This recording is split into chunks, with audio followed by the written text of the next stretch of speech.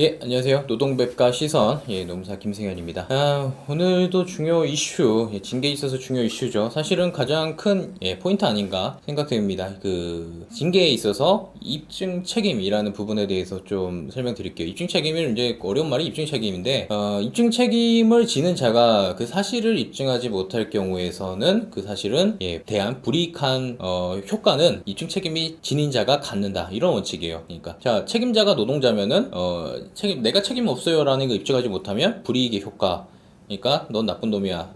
징계해야 돼. 이걸 내가 효과를 받는 것이고, 입증 책임이 사용자한테 있다면은, 자, 이 노동자가 징계를 받아야 돼라는 걸 입증하지 못하면은, 징계를 하지 못한다. 라는 원칙이죠. 그러니까 불이익한 효과는 사용자가 지게 된다. 이런 원칙입니다. 이건 사실은 굉장히 분쟁에 있어서 늘 뜨거운 이슈고요. 누가 입증을 해야 되는가에서 늘 핫한 이슈입니다. 근데 이거 많이들 알고 계실 것 같은데요. 좀 오늘은 이론은 간단히 얘기하고 현실적인 걸 좀 설명을 해드려야 될 것 같아요. 자, 이론적인 거는 물론 입증 책임의 징계의 정당성 입증 책임은 사용자에게 있습니다. 그리고 또 한 가지 징계 처분이 존재한다는 거, 해고, 보직해임 이런 것. 그 다음에 각종 징벌, 그 다음에 전환, 인사명령 등 그 존재 그 자체는 입증 책임이 서로 말이 엇갈려요. 지금 솔직히 말하면은 정리가 아직 덜 된 영역으로 좀 남겨져 있는 것 같아요. 어느 판결례는 노동자다, 어느 판결례는 사용자다, 좀 왔다 갔다 하고 있어서 저희도 좀 헷갈릴 때가 많이 있습니다. 그 부분은 좀 차후로 밀어넣어서 한번 깊게 다룰 수 있을 때 다루도록 하고요. 자, 이제는 좀 현실적인 얘기를 좀 드릴게요. 입증 책임이 누군가에게 있느냐? 노동자는 굉장히 이 부분을 기술적으로 잘 이용은 하셔야 돼요. 말 그대로 사용자가 완전한 입증 책임을 가진 부분이 있고, 현실적으로 사용자가 어느 정도의 추정을 가지고 오면은 노동자도 그때부터는 숨어만 있을 수가 없는 상황이 오게 됩니다. 왜 이런 상황이 발생하냐면은 노동자들이 이걸 많이 좀 오해를 하세요. 이 입증이라는 거는 초의 의심도 없는 인과관계적 자연과학적 입증이 아니에요. 그러니까 비디오로 찍어서 때리는 거 찍고 이 정도의 입증을 요구하는 게 아니라, 추정되는 각가지 사실에 다 조합해 봤을 때 고도의 개연성이라고 하잖아요. 고도의 개연성. 고도의 개연성이 인정될 수 있으면 입증이 있다 라고 봅니다. 그러니까 예를 들어 나는 나쁜 짓을 하지 않았는데 그 결과들이 네다섯 개가 동시다발적으로 발생해요. 수학적으로 계산하면 1000만분의 1 확률, 이런 정도라면은 입증이 됐다고 이제 보는 거죠. 사실은 이것도 아니고 다 종합해봤을 때 결국은 고도의 개연성, 이런 개념이에요. 그러니까 네가 했다는 걸 어떻게 입증할 건데, 그러니까 이거는 아니라는 거죠. 자, 이런 개념 때문에 그럽니다. 그래서 다만 제가 아까 말씀드렸죠. 사용자가 완전하게 입증해야 되는 부분은 뭐냐? 이 입증에 뭐가 들어있냐면, 징계 혐의를 특정하고 징계가 왜 받아야 되는지에 대해서 내용물을 가져올 책임은 전적으로 사용자한테 있어요. 이거 근데 조심하셔야 되는 게, 이 내용물을 가지고 오는 단계가 마감 시점이 어디까지냐면 법적 분쟁에 들어가기 직전까지예요. 징계 처분을 있기 전까지.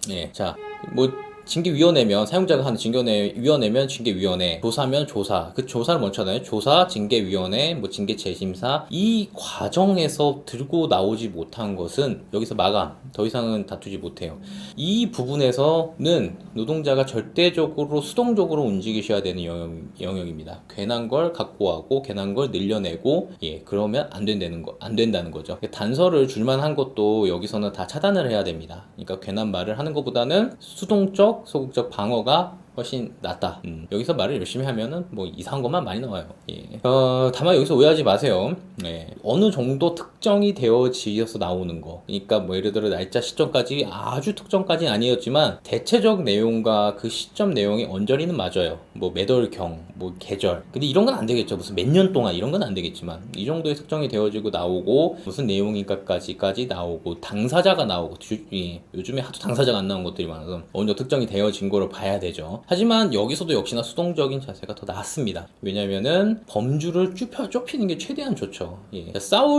우리가 전선을 좁히면 좁힐수록 집중할 수가 있잖아요. 전선을 어마어마하게 넓혀 놓으면은 이거 정신없어요. 이거 하다가 뭐 실수에 빠지기 마련이고 수량이 많아지면 노동자가 당연히 불리하기 마련입니다. 그러니까 여기 부분에 대해서만큼 입증 책임을 사용자한테 전적으로 요구하셔도 좋습니다. 다만 사용자가 어느 정도 들고 나왔다면은 이제 이 분쟁에서 입증 책임은 사실상 쌍방이 다 있는 거나 마찬가지예요. 이제부터는 내가 어느 게 유리하고 불리하고가 생각해서 안 내고 이러시면은 안 된다는 거죠. 예, 웬만하면은 총력전을 기울이셔야 된다. 이렇게 좀 설명드리고 이게 실무적인 실제 내용입니다. 입증은 사용자가 해야 되니까 내가 억울하다는 거 뭐하러 내가 내. 그러니까 예를 들어 뭐 사용자가 너가 근무 시간에 딴 데 나가서 뭐 놀았지 하고서는 적어도 그걸 추정할 수 있는 합리적인 내용의 뭐 CCTV 영상이라든가 뭐 아니면은 뭐 나갔던 뭐 그 근태 기록제라든가 뭐 이 정도 냈으면은 왜 나갔는지 정도에 대해서는 소명을 하실 수 있는 게 좋죠. 나는 안 나갔으니까 내가 어디 간지까지 입증해봐라. 이럴 필요까지는 없단 말이죠. 근무 시간이라고 확인이 되면은 거기에 대해서 입증 자료는 자기가 내고 자기가 충분히 방어를 해야 된다. 이런 거죠. 자, 현실적으로 입증 책임은 사용자에게 있어서 그거는 노동자한테 굉장히 좋은 카드가 되지만 무분별하게 인정되는 것은 아니다라고 이렇게 말씀드릴게요. 근데 오해하지 마세요. 정말 입증이 안 되는 부분,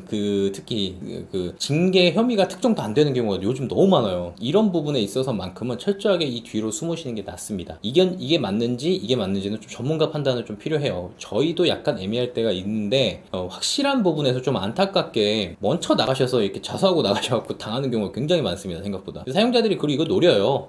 그리고 노동위원회 같은 데 가도 이거 자꾸 사용자위원회나 노리는데 제가 좀 거칠게 말씀드릴게요. 노동위원회 가서 져도 돼요. 만약에 입증이 전혀 안 되는 상황에서 노동위원회는 정말 그럴 때도 있습니다. 단순히 노동자의 뭐 자백적 모습, 그러니까 뭐 죄를 인실직고하지 않는다라는 이유로 징계를 그대로 정당하다 인정하는 케이스는 분명히 있습니다. 현실적으로. 하지만 이런 부분이 결국은 잡혀요. 뭐 법원에 올라가면 당연히 문제가 되고 이런 부분을 좀 믿어보시는 것이 좋지 않을까. 뭐 믿을 수 없으면 뭐 인실직고 하셔야 되겠지만 결국은 뭐 그렇더라. 결국은 기술적인 거를 제일 따지는 곳에 가면은 언제나 잡히기 마련이다. 이렇게 좀 설명드릴게요. 오늘 굉장히 중요한 부분이고요. 어려운 부분을 좀 간략하게 다뤄봤습니다. 자, 노동백과 시선 앞으로도 좀 계속되고요. 궁금한 점 있으면은 댓글 달려주시고 좋아요, 구독 부탁드리고 그 다음에 네이버 카페 글 남기셔도 되고 저에게 카카오톡으로 노무원 시선 친구 찾기 찾으셔가지고 궁금한 거 질의 주셔도 됩니다. 오늘은 여기까지 좀 마치고요. 좋아요, 구독까지 부탁드리겠습니다. 감사합니다.